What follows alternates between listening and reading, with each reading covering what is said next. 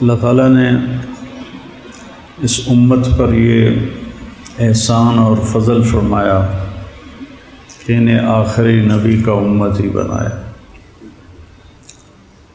اور ان کی کتاب کو ذمہ لیا کہ میں اس کی حفاظت کروں۔ انا نحن نزلنا الذکر و انا لہ لحافظون۔ جیسے میرے نبی پر اترا تھا یہ ویسے ہی میرے سامنے پڑا ہوا ہے۔ 1935 میں جرمنی بہت طاقتور ہو گیا تھا۔ وہاں کے پادریوں نے 70 بائبل کے نسخے اکٹھے کیے، 70۔ ان کو جب آپس میں ملایا تو کوئی ایک نسخہ دوسرے سے نہیں ملتا تھا۔ اس میں کچھ اور لکھا ہوا ہے، اس میں کچھ اور لکھا ہوا ہے، اگلے میں کچھ اور لکھا ہوا ہے، اگلے میں کچھ اور لکھا ہوا ہے۔ تو انہوں نے اس پر قیاس کرتے ہوئے قرآن اکٹھا کیا۔ 1935 میں ابھی پریس اتنا عام نہیں تھا تو ہاتھ کے لکھے ہوئے نسخے زیادہ تھے، تو 40,000 قرآن کے نسخے اکٹھے کیے۔ اپنے تو 70 اکٹھے کیے، ہمارے 40,000 اکٹھے کیے، اور سارے کے سارے نسخوں کو انہوں نے کئی سال کی محنت کے بعد جوڑ کے دیکھا، 40,000 نسخوں میں کوئی فرق نہیں تھا۔ اللہ نے اس کی حفاظت کا ذمہ لیا۔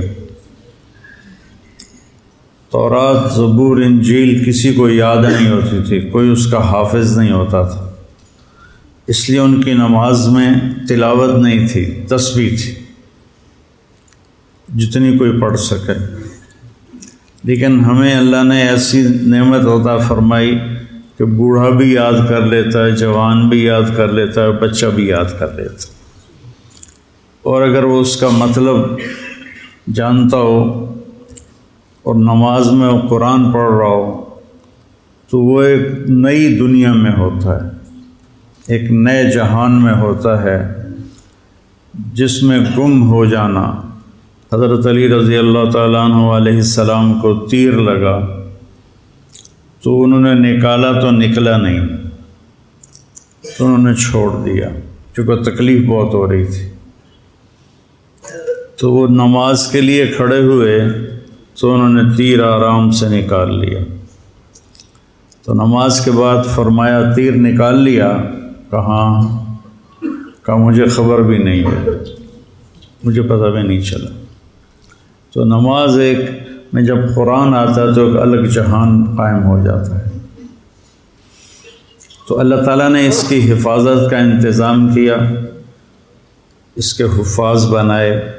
ہمارے جو اجمی بچے ہیں وہ عربوں سے پہلے یاد کر لیتے ہیں، کیونکہ عرب بچوں کو عربی آتی ہے نا، تو وہ ہم مانا لفظ جب بھول جاتے ہیں تو ساتھ دوسرا کوئی لگا دیتے ہیں۔ ہمارے بچوں نے تو رٹا لگانا ہوتا ہے، تو انہوں نے وہی کہنا ہوتا ہے جو یادداشت میں ہوتا ہے۔ تو اللہ نے اس کی حفاظت کا اس طرح انتظام فرمایا۔ اور پھر پہلے تورات، زبور، انجیل کے اترنے پر آسمان کے دروازے بند نہیں ہوتے تھے، لیکن جب قرآن اترنے کا وقت آیا تو اللہ نے سارے آسمان کے دروازوں پہ پہرے لگا دی۔ تو اس وقت شیطان اوپر جاتے تھے اور وہاں سے فرشتوں کی باتیں سن کر نیچے آ کے جادوگروں کو بتاتے تھے۔ جب اللہ نے قرآن اتارنے کا نظام چلایا تو آسمان کے دروازے بند اور ان پر پہرے لگا دیے۔ اب جب کوئی الا من استرق السماء فاتبعه شهاب ثاقب، جب کوئی شیطان اوپر چڑھتا تھا تو فرشتے اس پر آگ برساتے تھے، وہ جل کے بھسم ہو جاتا تھا۔ تو اللہ نے قرآن کی حفاظت کا اس طرح انتظام کیا۔ اور پھر میرے نبی نے فرمایا وَإِذَا الْتَبَسَتْ عَلَيْكُمُ الْأُمُورُ كَقِطْعِ اللَّيْلِ الْمُظْلِمِ فَعَلَيْكُمْ بِالْقُرْآنِ۔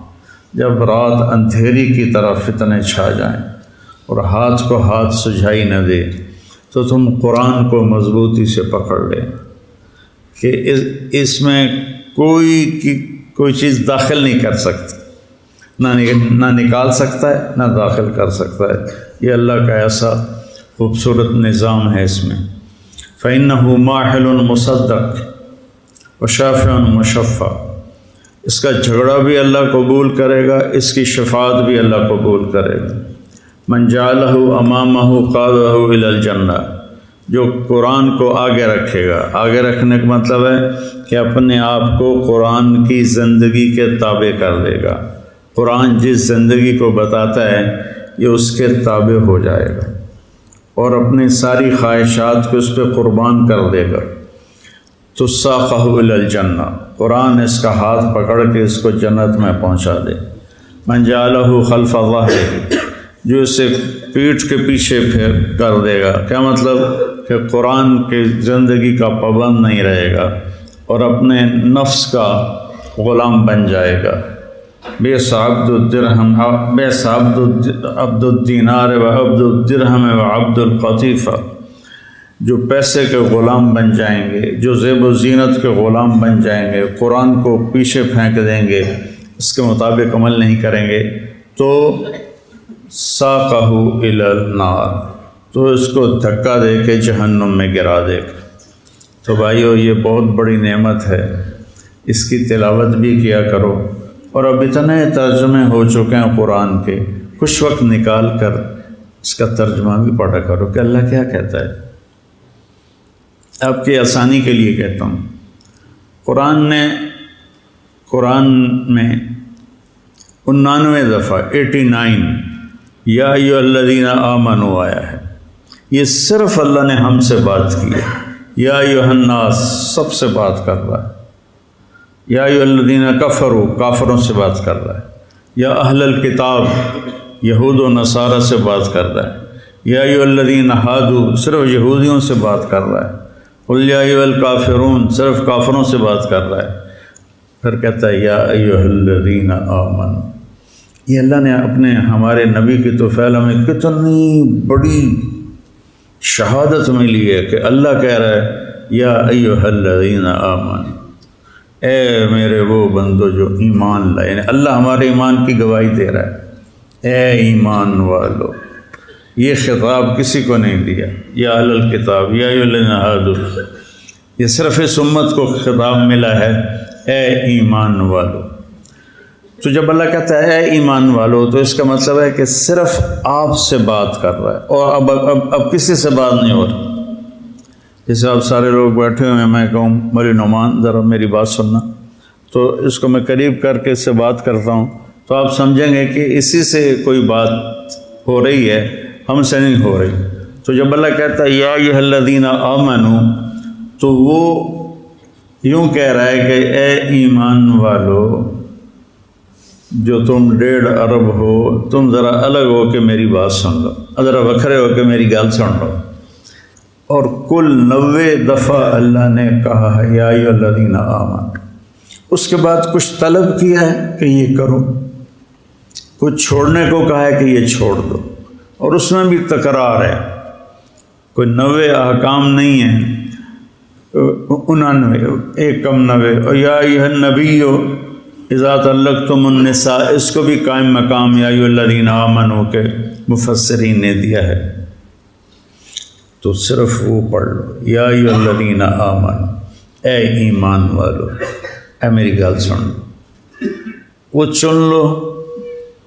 اس پر کتابیں بھی لکھی ہوئی ہیں، الگ کتابیں ہیں، ان کا ترجمہ بھی ہے، تو وہ پڑھ لو۔ اصل تو پورے قرآن کو، ورنہ چلو اتنا ہی پڑھ لو، تو قرآن سے ہمارا دل لگ جائے۔